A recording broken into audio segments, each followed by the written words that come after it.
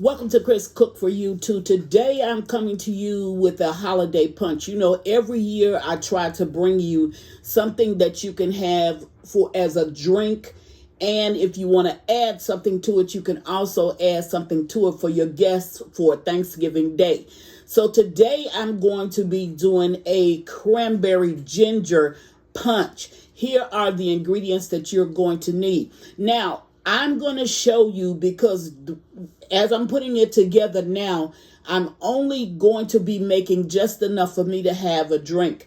But when you make this for your guests and your family, of course, you're going to use a lot more of these ingredients. So what you want to really have is 64 ounces of both the apple juice and 64 ounces of the cranberry juice cocktail. Now, for every 64 ounces that you're using of each one of these, you're going to use 2 ginger beers because that's where you're going to get your ginger taste from. Now, ginger beer is actually sold at Walmart, and it comes in a 4-pack, and you can get any brand that you want to get, but you want to have 64 ounces of each one of these and 2 ginger beers per 64 ounces. And the reason why you want to do that is because you want to get that full ginger taste without having to go and add a powdered ginger to the drink, and you want to get the fizz that actually comes from this. Now, you're going to need some pineapples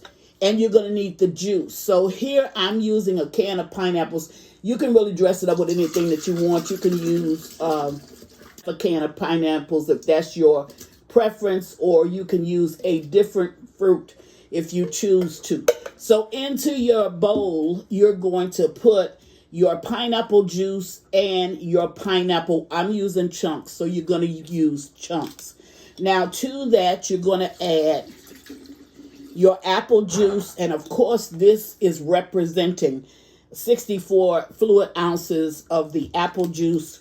You're going to add your cranberry juice cocktail, and that's going to be the same amount of the cranberry juice. You're going to add your ginger beer, but you would be using 2 ginger beers. You did hear that pop because this has actually, it has kind of like a seltzer, acid kick to it. Let me go a spoon under here.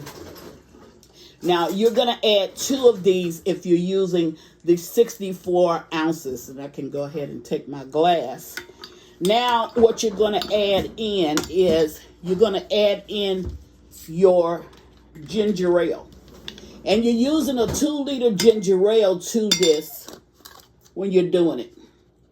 So I'm going to sit this here, and I'm going to add my ginger ale. Now, if I had a bigger container, I would be adding the full 2 liter of ginger ale. To yours, you can add 2 or 4 liters. You can taste it after the 2 liters. And if you wanted to add 2 more liters, then you can go ahead and do so. So here, you want to add that. And then you want to take a glass. Now, that's a frosted glass with some ice in it. And if you don't know how to frost your glass, the only thing you do is you rinse your glass out. Don't dry it. Rinse it out with some water. Take it and stick it in your freezer for 3-4 minutes, and it's going to frost up.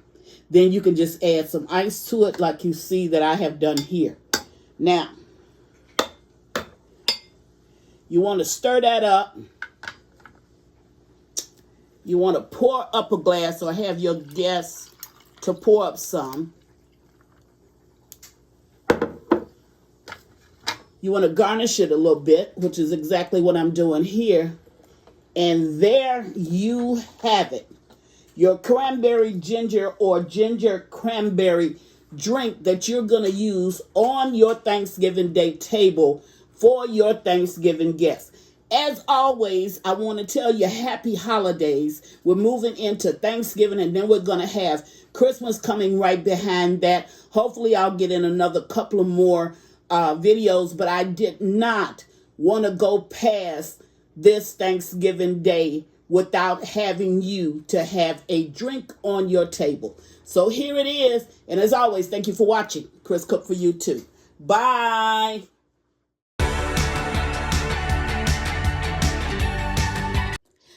follow me on Instagram and Facebook at Chris Cook for You too. And don't forget to share this video. Bye.